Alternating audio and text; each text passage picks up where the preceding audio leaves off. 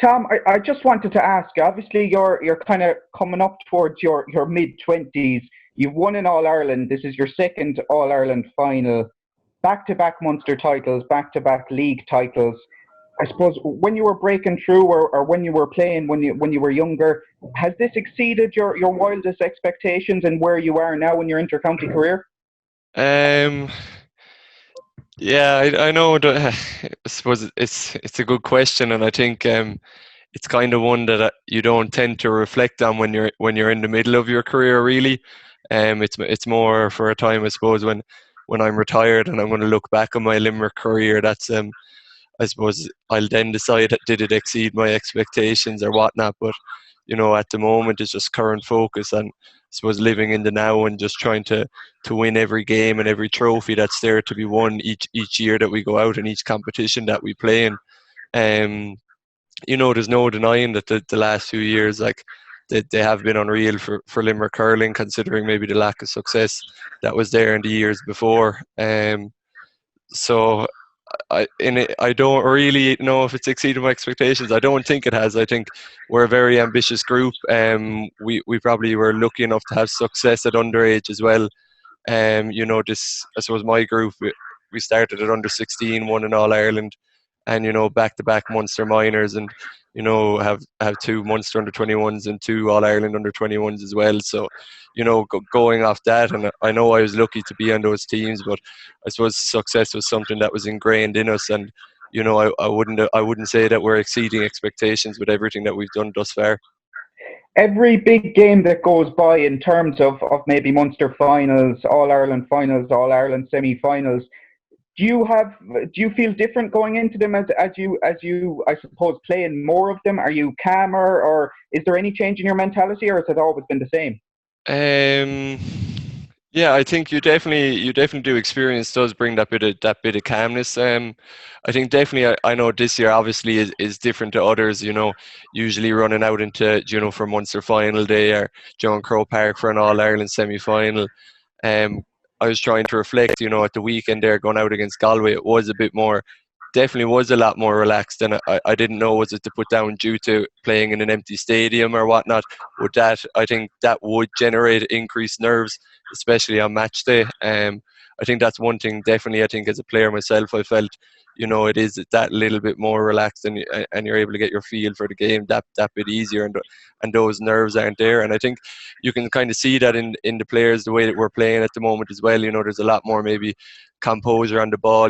Games are high scoring, and I think maybe the fact that it's an empty stadium maybe allows for that player to be a bit more relaxed and composed on the ball, and you can see that in the performances. Obviously, with the empty stadium, there's no fans, there's no families that would normally be there to hug you afterwards or to run out into the pitch after you. Do you feel as though, I suppose, you still have Dan on the pitch with you, you still have your brother? Do you feel privileged kind of to have him with you? And I suppose, does that help a bit where people mightn't have their families there, but you do have your brother to celebrate with? Yeah, look, I'm very close, obviously, to everyone on the team, and especially Dan.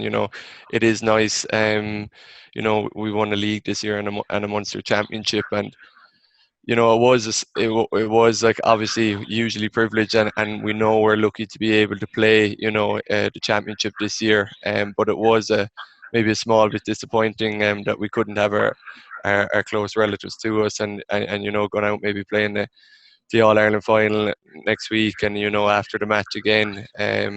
Just such a big moment in our lives, and not to have those people that are so important to you at the game, and as you said, just kind of to share those moments with in the immediate aftermath of a game.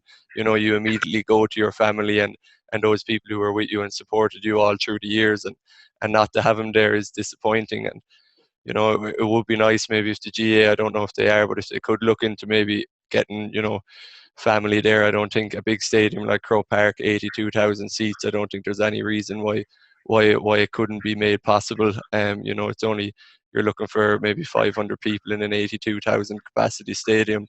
Would do it, and it would mean, I know it would mean a whole lot to the players. I mean a huge amount. I see it over in England that this weekend, they're going back trialing crowds into sporting games, and it's an outdoor arena, and I just think it would be safe, and it would be nice, but it is a small bit disappointing. Just finally from me, Tom, you've been part of, probably over the last couple of years since you broke into the team, part of a fairly settled half-forward line yourself, Hegarty and Hayes. Kyle Hayes obviously moving back to the half-back line in recent times with Cian Lynch coming in, David Reedy coming in. What's it been like? Has it been hard trying to adjust to that half-forward line without Kyle Hayes because you've been used to it? Yeah, look, there's obviously been a bit of change, but I don't think there was too much adjusting to do.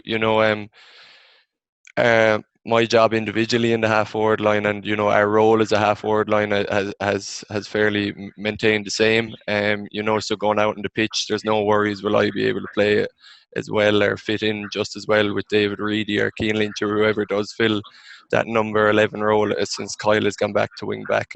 You still have your own individual role to carry out in the team, and that's going to be the same no matter who's playing alongside you. We could put any one of our number of other half forwards in 10, 11, 12, and we'll play exactly the same way. It won't take much adjustment. Thanks, Tom. No problem, Luke. Hey, Tom, you got 6 points the last day. Is that fair to say that was your best performance in a Limerick shirt? I don't know if it was my best, just because maybe it was my highest scoring game in a Limerick shirt. I don't think it immediately reflects that it's my best game. For sure, it was a good performance.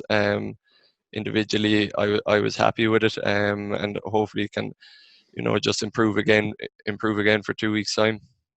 Donald told us there that Aaron is 50-50 for next week. You took the last free when he was gone off. How would you feel about being a free taker in the All-Ireland final? Yeah, look, I don't think it'll daunt me as a free taker. You have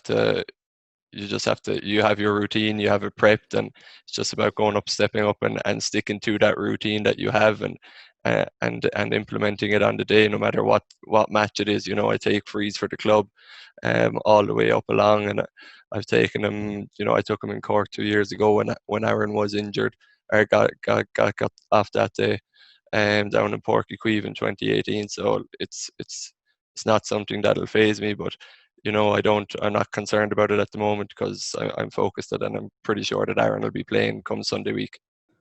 Tom, John mentioned after the Munster final that you wouldn't be presenting the trophy until training on the Tuesday night. Was that like a strong mark of the togetherness and bond that from the outside seems to be there within this team? Yeah, definitely. I think it's something that all kind of panels would say, but I think it really showed with our group when John made that statement of how strongly we are and how strongly we feel about our unit. And John came out with that statement saying that he wouldn't present the cup until training Tuesday night, and he did just that. And he was always adamant since the start of the year when it was told that the extended panel wouldn't be allowed into games. He was always adamant that they should be allowed, and he was the first manager to speak out about that, and it's paid fruit now that they will be allowed into the All-Ireland final, which is only right. But yeah, it does. It reflects, I suppose, what we are as a group, and John reflects that. And yeah, it's definitely it shows like we each have the same, I suppose, feeling about our own group. What was the feeling like during the week when you found out, when it was confirmed that the full panel could attend the final? We're trying to prepare for an All-Ireland final. It was just an added bonus, to know that everyone can go and attend, and that we'll be able to share this moment together. All-Ireland final is huge. A player, everyone says the effort they've put in this year, but the players put in effort, for how many years really to get to this stage of their life, and not to be allowed in would be an absolute catastrophe, really. And it's only right that they are. It gives a huge lift to everyone, really, not just those 10 extended panel members that weren't allowed in previously, but it gives a lift to the other 26 that were allowed travel on the other days anyway, just to know that you do have the full 36 traveling the games, and to have that buzz and share that moment with everyone. Does it take a little bit of pressure off John and his management team that they don't have to tell 10 people that they wouldn't be able to go to a game? I don't know if it takes pressure off. He's still going to have to deliver the news to 10 people that they don't make an All-Ireland final squad, which isn't easy for a manager anyway. Look, it's an added bonus, obviously, that they're allowed go, and it's absolutely fantastic. But he still has plenty of hard calls to make in the next what 10, 11, 12 days. So I don't know if it takes any pressure off him and his management team really in that side. Thanks, Tom. Just one more, Tom, from me before you go. Declan was saying just on Waterford this year that probably all the neutrals will be behind Waterford in the way that they've come through to this final. They're trying to end the famine the same way it was in 2018 when you were coming through and when you got to that final. Do you think about that coming into this game, that as you become more successful, maybe more people want to see your downfall?